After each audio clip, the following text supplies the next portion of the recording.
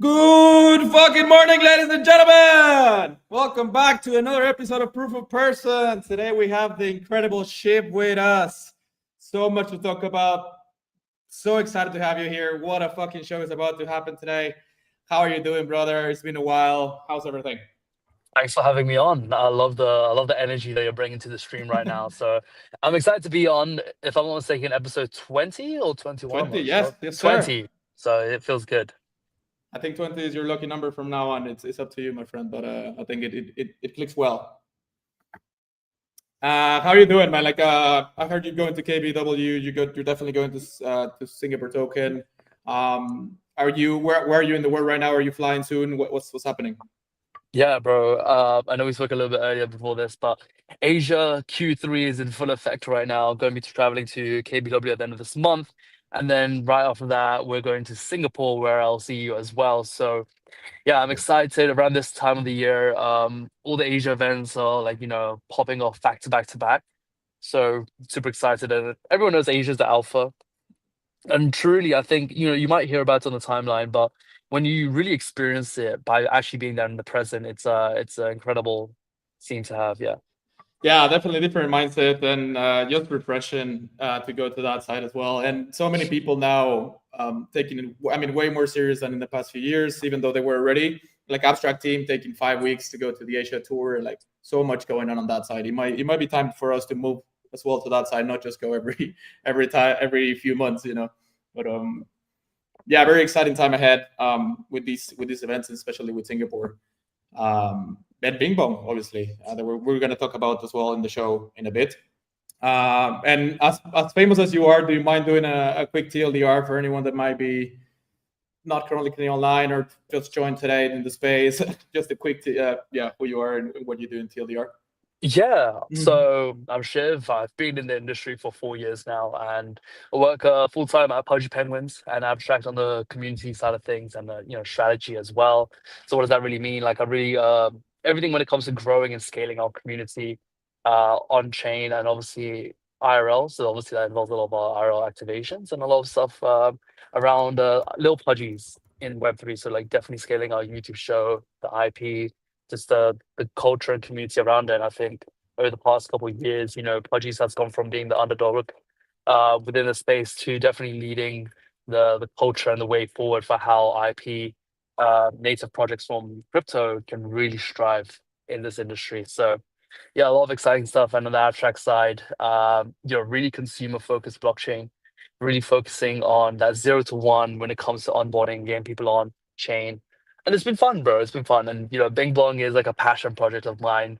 Every time I travel across the globe, how can we put like a banger event on? Because I know what goes into a good event, and making that happen is something that I truly enjoy. Just bringing the right people together, and that's how we met as well. Yes, sir. 2 years ago in New York at a rooftop bar, having a good time. So like stuff like that, it definitely goes a long way. So trying to make it happen as much as I can. Love it, man. Yeah, so such a big fan of everything that you do, and you represent some of the best and the biggest brands in crypto, and as your personal brand as well. So yeah, very excited for today's show and to talk about everything.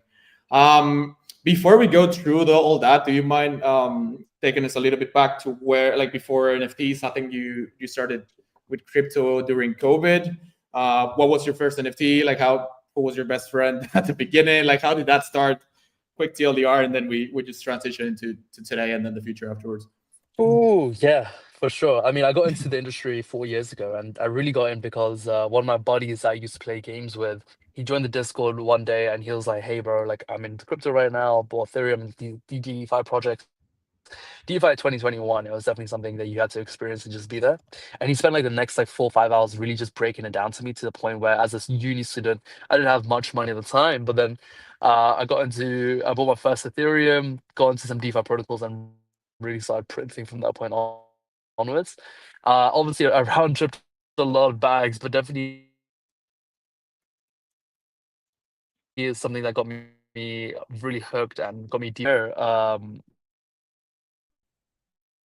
I don't know if it's on your side or on my side, but NFTs you're just you're NFTs that cutting out a summer little were bit. just really booming. Am I cutting out? Can you hear me now? Yeah, better a Okay, little what about bit. now? Yeah, definitely better. Can you hear me? Oh, a little bit cut out. Okay, Can you hear later me that year, properly? if you were on All good. Instagram, TikTok, Yes. I can hear you properly. Oh, yeah. All good. All good. Um, I minted my first NFT, which was Hate Beast. Do you remember Hate? Yeah, of course. I'm into them. Yeah, I saw your tweet about 0.2 to 30K. What a time, man! That was insane back in Bro, the day. that was, you don't really see, yeah, you don't see that anymore. But that was something that really hooked me into NFTs, was definitely the financial side, but obviously the community side of things, which you don't really get in DeFi at all, right? So I got hooked into that, and then fast forward, I remember when we minted Atama, and that was something that I was really passionate about at the Beautiful. time. So yeah, I mean, Atama was different and special because it was a very small collection, right? It was already 333 at the time. I think it was less. Was it 333? I I think think it's so. 333, and then the women came out, which was The also female. 333. Yeah, the female, and then now it's like Chibi and like I don't know what else collections. I Yeah, the haven't standard kept a NFT close eye to it. protocol just pump out more collections. Anyway, that was fun because at the time you had actually a lot of sick builders be a part of that community, and I think that was actually one of my growing points, was actually networking with all those people. Like I went really hard at the time, and then fast forward, joined the Pudgy community and got into Pudgy Penguins, which I can also get into as well. Dude, I didn't remember you were in Otama, to be honest. Like I mean, we've been here for 4 years, feels like 20, but like my last reminder of you was like Pudgies. So yeah, Yeah, bro, my going through your Atama Twitter, was was like, like, holy shit, he was on Otama. yeah, yeah. I mean, dude, it felt weird selling that at one point. I think I got to the point I was like, I just don't care anymore. Just sold it because like at the time it was just like it was going through a tough time for sure. And but yeah, definitely it was interesting because I held to that NFC pretty closely. I actually had a custom hoodie made with No that way. NFT. Yeah, Do yeah, you yeah. still have it? So Or yeah, it's somewhere. I definitely do have somewhere? it. Yeah. No, But man. for me, it was like, okay, like everyone and anyone should definitely. Who are the builders? Who are the winners in this industry? And how can I do something alongside of them? And I recognized very early on, uh, like late 2022, that Pudgy Penguins were leading the way. And particularly, one thing that won me over was the building in public. Yep. Because the meta back then was build in silence and Yep. and build a lot of I hype can't really hear you. and ship a lackluster product. Whereas I can building in hear. public was something Yeah, I can hear like every third word. you never really seen before, and it was taking your community along that way. So I've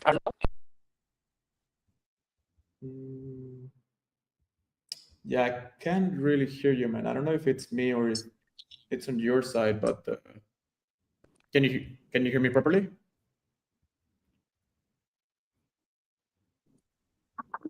Chip, if you're speaking, I cannot hear anything. yeah, I can hear you. Yo, can you hear me now? A little bit better, but it's still like cutting out. I don't know why. Are you Okay, can you getting hear on me the now? underground? Dude, I know what's happening. It might just be where I am right now. It could be my AirPods. I'm not entirely sure, but hopefully it's not really bad. That it's way better now. Hopefully, it sticks. It is steady now. Okay. I'll quickly explain the story before it bugs me again. Yeah, But easy. essentially, I realized basically what it was. I was very acquainted with Luca for a while because Spaces was very predominant back then. You know, Spaces in 2022 and 2023, like every founder, every project, every leader, every community member were on Spaces, bro. There was like daily Spaces happening all the time. So it was like, okay. And it was a big focus of mine as well. Like I used to do a lot of Spaces back then. Yep. And that's how I got really well acquainted with Luca and a few other guys. And then what was a real accelerator is meeting them in NFT Paris in 2023. So this was like February. And I actually met Lorenzo Badan and Luca at the time, and we played football. Because there was a Nice. football event happening. Yeah, it was a Web3 FC event happening. And then fast forward a few months later, we're having Korean barbecue. Now we're like boys. We spoke about a lot of the stuff that, you know, could do improvement, just like just providing that value. And that's essentially how I came on. But like throughout that, I was one of the first few people that really hosted the Pudgy team on Mhm. like a Spaces, really giving them a platform. At the time, everyone was kind of really focused around Luca, but the entire team, the entire org is something that carries Pudgy Penguins. And Yep. yeah, fast forward, here we are, and I feel like we've accelerated from being the underdogs to leading the cycle. And I mean, there's so much more to be done, but it's been incredible growing, scaling this company. Yeah, leading by so much. I mean, not. There's no one even close, in my opinion, on how much and how fast the budget team is building and expanding. I mean, putting a lot of weight as well in Asia and doing great things on that side and but worldwide.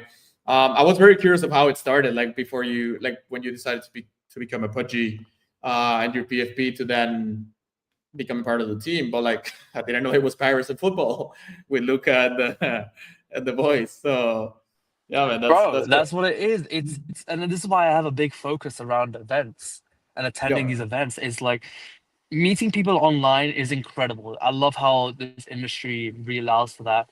But there is just something about the physical interactions, meeting people IRL, the connections you can build, and just having that authentic conversation, just face to face, yeah, that you just can't replicate. yeah. No, I completely agree, and I think you're one of the ones that yeah just does that the most. Like you're always traveling. Like I don't know if every other month.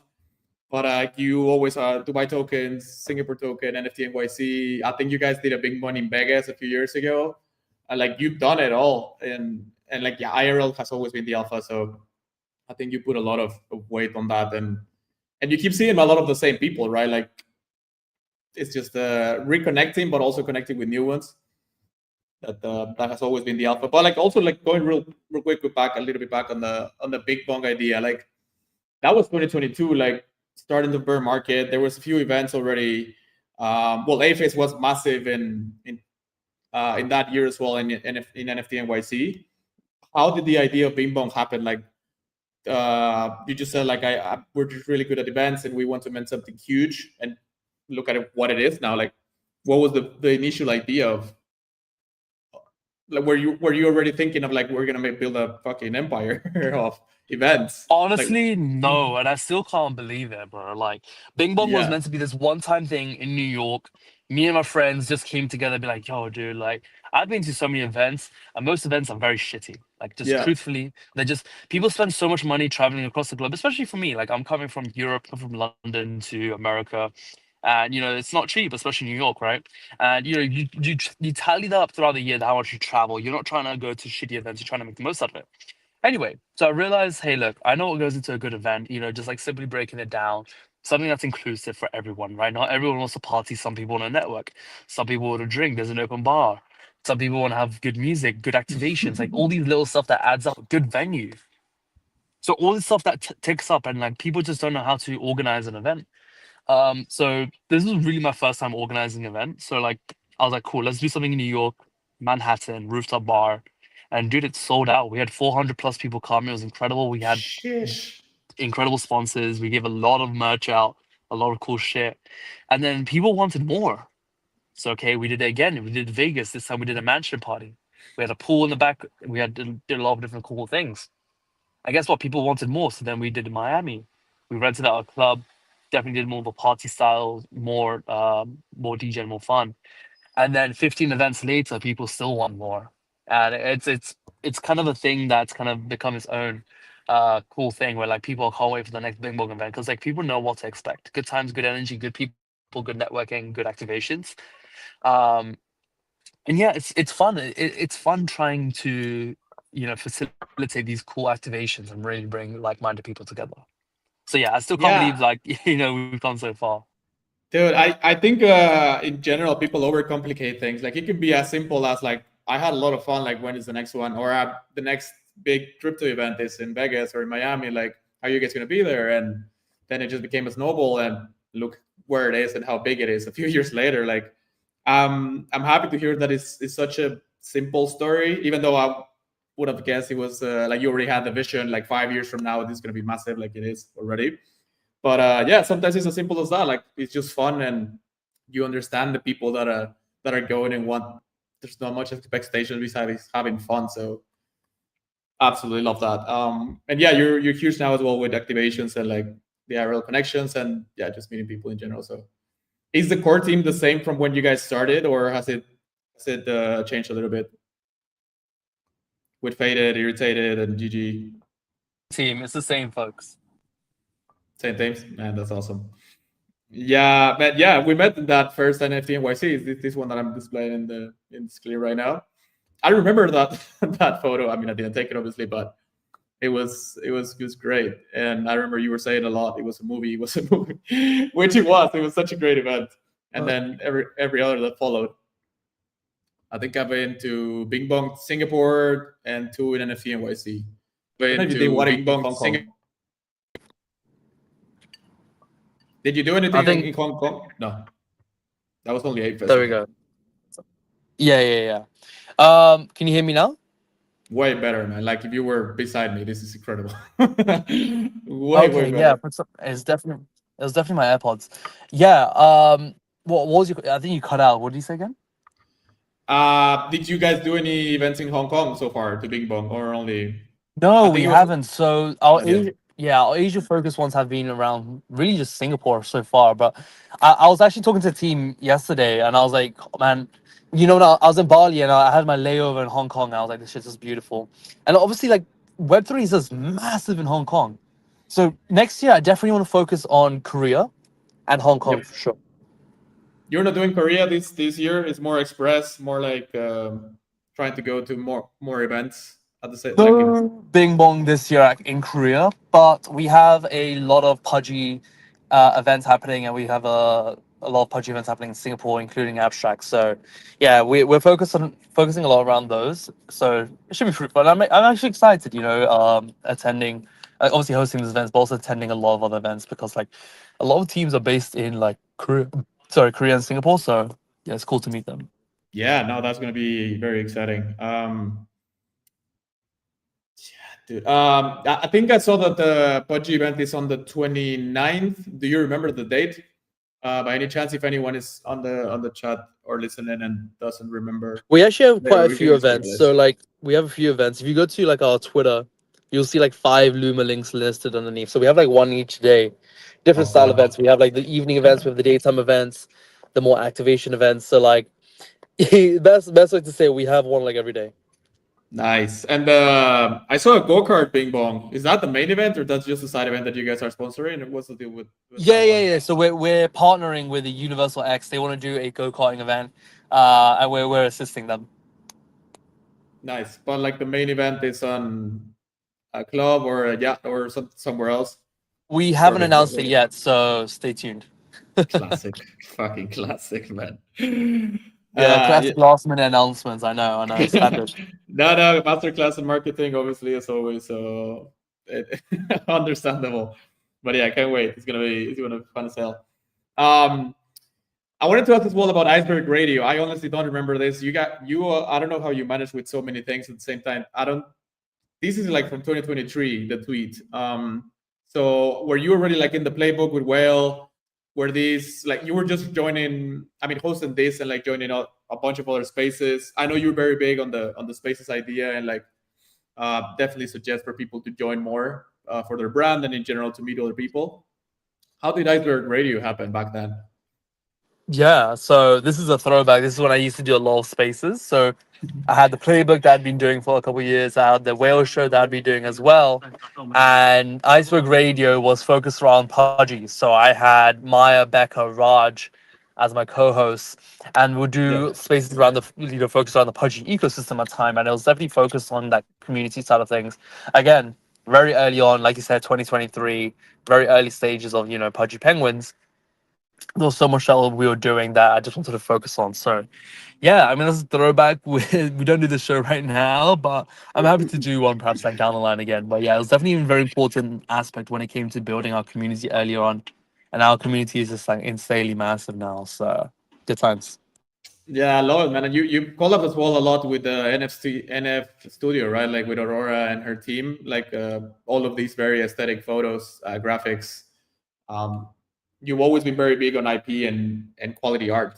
So, are you still working with them or not as much as back in the day with all these graphics and animations in general? With who exactly? 9F Studio. So, oh my god, I have a great story with 9F Studio. 9F Studio was like one of the Let's go. earliest. So 9F Studios was one of the earliest artists. They're a Yeah. studio now, but one of the earliest Yep. like artists I used to work with. Like I got so many commissions made. I've paid definitely well into the 5 figures when it comes to like a lot of Shit. artwork and graphics made. But like I really put them on, like helped put them on, like just tagging them and all the artwork and stuff that was done. And they've scaled so well that a couple months ago they announced they've got an office now. They got like a fully Yep. fledged team. They're working with so many different projects. Um, and that's incredible to see that like an artist that I really believed in earlier on in this industry. Now just like a fully fledged team working with massive other corporations as well, and like just like having like, this automated system with staff and like how incredible that is to think about like from an artist's perspective, just like just working like in a full blown studio now. So that's super cool. No, yeah, I love it. We had I had Aurora in the show, episode 8, I think, and she was sharing more about the story and how it started, and yeah, like so many commissions, and we displayed one of yours with the Pudgy Army. That was what incredible. I don't know, it's somewhere one of my files, but yeah, I've seen a lot of your commissions throughout the last years, and they're all top Dude, that quality. And Pudgy one, like I think that's like the most amount of like penguins in like a commission you'd ever seen. Like I remember I had to get yeah, I gathered so many. So that's a little throwback. But yeah, that was one of the biggest pieces I commissioned from her. she said it took her like a month, but so worth it. I mean, let me see if I can find it. There we go. A really good memory. Yeah, it's a screenshot of one of the clips that I was doing. But yeah, that's the commission, and it's like a proper army, like 500 little pudgies going to war. Man, it's one of the best commissions that I've seen in the space, to be honest. Incredible. But yeah, I like the story and the whole journey that they had as well, with commissions to you and to other like big names that help push that. They now have a 70 people studio. So imagine being, I mean, not imagine, like you were part of that scaling and then growth. So definitely an incredible feeling for sure.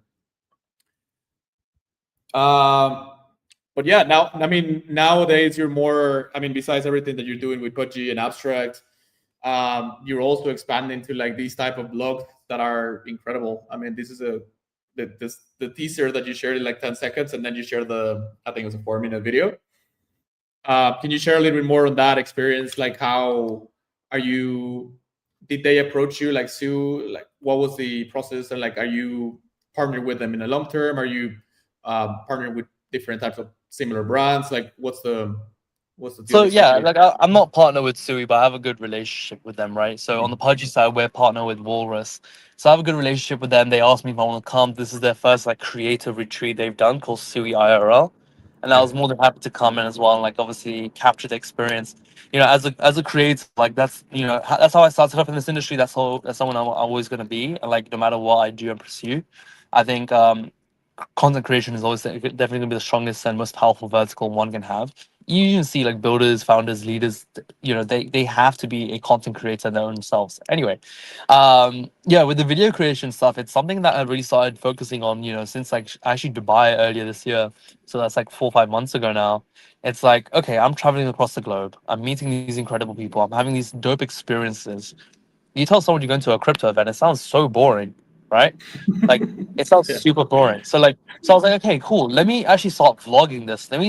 Let's get the camera out. And then just one thing led to another. Now I just like, it's like as a form of content creation, it's like, how can I elevate myself, right? I've done the articles, threads, long forms, shit posting, memes, etc. But like the video content vertical is still very untapped in this industry, and it's something that I do want to explore more and get better at. And like the vlogs is just a part of that. That's awesome. I wanted to ask as well, like I know Drew has helped you with a few videos. Does he travel with you to every event? Like, how does that work relationship? Do you hire normally local teams? If not, like what's the process to like the So Drew's a Chad. He's predominantly my editor. So yeah. like I just send him the files and like he whips. He's like the chef, man. He's like you give him the ingredients and he knows what to do with it, right? Like he's incredible. Like he gets it. He doesn't need like much revision or instructions. He just knows what to do. Yeah. I've actually had Drew like be my videographer as well for NFT NYC this year, where I had him come over to New York. Actually, his first time in New York, and we cooked it up as well. But predominantly, I look for like local teams. I think the benefit of like local teams is they know the area, they know what to capture and stuff like that. Like in Bali, I had like a local guy, and he actually took me around to some places that I just wouldn't have known. So like, you know, and then, like sourcing local, like just this is a bit of like an alpha tip. Sourcing local people, like it's actually it will be cheaper as well. But I definitely will say definitely never cheap out when it comes to videographer, because you do get what you pay for. So always like, you know, try and source like, you know, good quality videographers that are local. And it's good to have like a separate editor and separate videographer just to get the content out quicker, right? um because, you know, if you have someone doing both, you definitely have that delay of just like, okay, when do I actually edit? But like, you know, just like having an editor separately, different time zone actually can help. Because like for example, if I'm sleeping, you know, Drew's just like, because he's you know, 8 hours behind, he's like hammering it away. So He's in the States, so where's Drew again?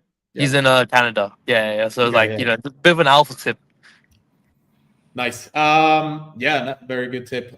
For anyone thinking of like expanding on video content, and if regardless if they've been to IRL events or not, like let's say someone going to Singapore, but doesn't have the budget to hire a local team, what will be your best advice for them? Record with a camera, or I mean, asking someone to record every now and then. Like, what's the best tip that you can give? What's the best tip I can give when it comes to like, you know, videography, or just like vlogs? As well, I mean, blogs, but I like specifically in IRL events, like for anyone thinking of Oh, like IRL events. Sorry, yeah, yeah. certain, but doesn't have the budget Okay. for a local crew, for example. Most important thing, and this is someone who's gone to, like, I've gone to hundreds of events, right? Is go with a purpose, right? What is my purpose for attending? I think if you have that goal and vision in mind of like, I want to attend XYZ, I want to leave with XYZ. Because your time is just as important. You being there is just as important, right? You travel, you spend money, like you don't want to faff about. You want to come to attend and make the most out of it. And obviously, that's different for each person, but I think moving with intention when it comes to these events, you just leave with a lot more. And I think that's the most important thing. So, like this year, I was definitely focused on like moving with intent. Which events do I want to hit? Which events do I want to get the max EV positive focus in? And actually, perhaps that could be from a networking perspective, that can be from a content perspective, that could be just from enjoyment perspective, right? But I think just really understanding like where's my time most valued, that's where you'll get the most out of these events. I think people go to events and just don't really know what to do, or just don't know like who should I talk to, whatever it is, and they just like leave, oh, this was like shit or whatever it is. But I think you just never had the intention of knowing what to do from the beginning, and I think that's what holds a lot of people back when it comes to these events. Yeah, I think majority don't go with a plan. They just like, I'll see which events accept me and which ones I'll follow some people and stuff like that. So very important to go with intent and with a purpose. And don't force it. I mean, if making videos and different type of content once you're there makes sense, great. But if it doesn't, then if it's not that type of event, then don't force it and just go with the flow, really. Yeah, I think we're gonna see a lot of the same people from the last events, which was very exciting. But there's only a couple that I've heard that are like first time. Oh, actually, Mooney's going. From ITK. Mooney, founder. Is his first event ever IRL. So he's nervous, excited, anxious, and getting out of the basement always a challenge. But yeah, it's gonna be fun. I'm sure you know him, but you will meet him in person. Of course, it's always. I think a top experience is meeting someone behind the PFP. Especially if they're not doxxed. Like sometimes my reaction is like, "Holy shit, you look like that!" Like I'm surprised. Like Holy shit. Like you just don't know, and I think it's a cool experience to have. Yeah, no, and especially when they're not like their PFP is a human NFT. Like, I mean, you don't look much like your penguin, and I mean, there's a million cases like that. Like, it's not supposed to be like that person. It's just like a different, complete identity that you're okay having online. So, yeah, that surprise and that feeling is like, what the fuck? Always priceless. It's really cool. But yeah, blogs, video content. I think you mentioned clipping as well as one of the main opportunities. Well, I don't think you don't do the clipping yourself, so there's others doing it for you. But what are you looking the most at? Like, where's your attention right now besides Pudgy and Abstract? With clipping is the reason why I mentioned it is like it's the hottest vertical, one of the hottest verticals now for a creator, right? Especially more so for a creator that's starting off, right? I think clipping and capturing viral moments is one of the best things you can do for growing a brand. And obviously, Jack is a fantastic example of that. And, just partner with Base, Pump Fun, Solana, and obviously predominant creators like Thread Guy.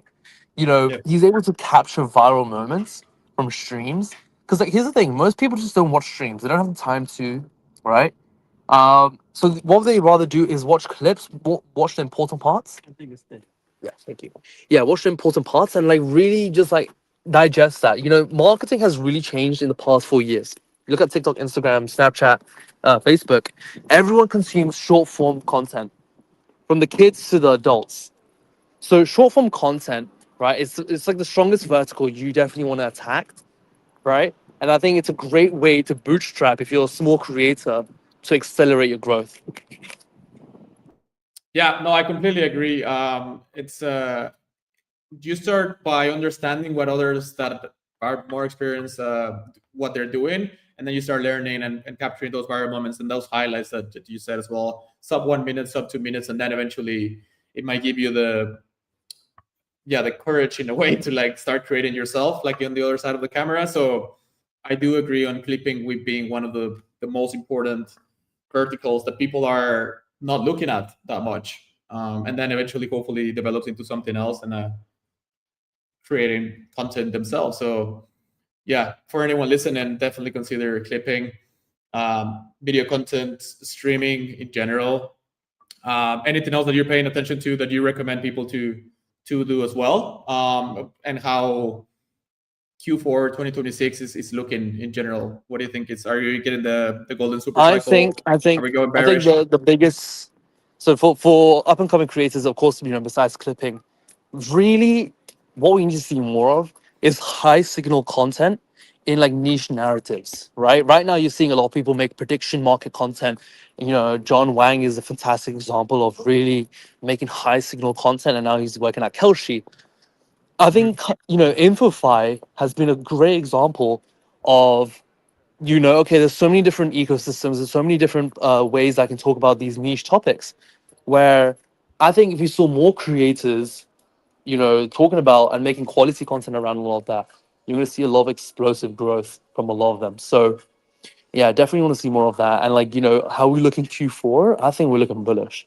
Q3, Q4 has definitely been one of the times in this industry where crypto looks good. And I think you can't deny the fact that we've had so many important wins this year alone, right? So many, yeah. so many more to come. No, it's very exciting time. I mean, everyone has been looking forward to Q4 ever since the sell in May and go away meta, even though we didn't go actual downside that much. It's just the Q4 is in everyone's mind on this is where it full sense, hopefully. I think we do, and then 2026 as well could be very explosive. So yeah, very excited. And it's weird on the timeline as well, be seeing so many people now a little bit lost on like, I'm almost flexing how many replies per day. I'm sure you've seen that. Like I did 300 replies today, 400 replies today. What do you think about that in general? Like, I think people are mainly lost and are just trying to figure out what to do next, since P.O.P is a little bit quieter now. I think people too abstract. Yeah. I made a post about this as well, right? Like, yeah. I think how about instead of with 300 replies plus, how about 50 meaningful and quality replies? Yeah. That will yield you like a greater return. Yeah, like definitely focus on the quality instead of the slot value in quantity. Yeah, completely agree. Especially with so much AI stuff, like right now, people just want to see the real and the more human replies and content, and in general, just authentic. Especially ideally on camera, the knowledge and the voice or spaces works, stream works. Just people getting out there instead of just automation and quantity instead of quality, as you were saying. Yeah, completely agree. Yeah, I think we cover everything. Shiv, anything you want to leave the audience with? Any last advice, last lesson in general? What do you want to leave the chat with before we start wrapping up? It's been a pleasure to be on. I hope to come back down the line as well and have another interesting conversation. But I think what you're doing right now is probably the alpha, right? I think the streaming vertical is definitely something that is underutilized in this industry. And getting your face, getting your voice, and getting your thoughts out there, it's always going to yield you a greater value in return. So hopefully more people can do what you're doing, boss, and keep it up. Appreciate it, man. Yeah, no, I'm so happy to have had you today. I'm sure we'll run it back eventually. I need to join more of your spaces as well. You do them weekly, and I've been just like doing different type of content and busy with streaming, but I need to do it as well. You have one of the best spaces, so yeah, definitely. Appreciate it, boss. I do have to get going, but thanks for having me on, man. Take care. All good, man. Yeah, thanks again for everything. I'll see you in Singapore. Yeah, thank you, everyone. Flying today to Asia, so if anyone is already on that side, let me know. We'll be in the same time zone. We'll see a lot of you guys on Singapore as well, so that's going to be exciting. DM if we have a group chat with a lot of people already. We have a big list of events that we're going to be attending. So yeah, Puro Person next week as well, episode 21. We have a very interesting guest, and yeah, we'll see you on the next one. Thanks again for joining, and I hope you have the great rest of the day. And yeah, see you in Singapore. Have a good one. Bye-bye.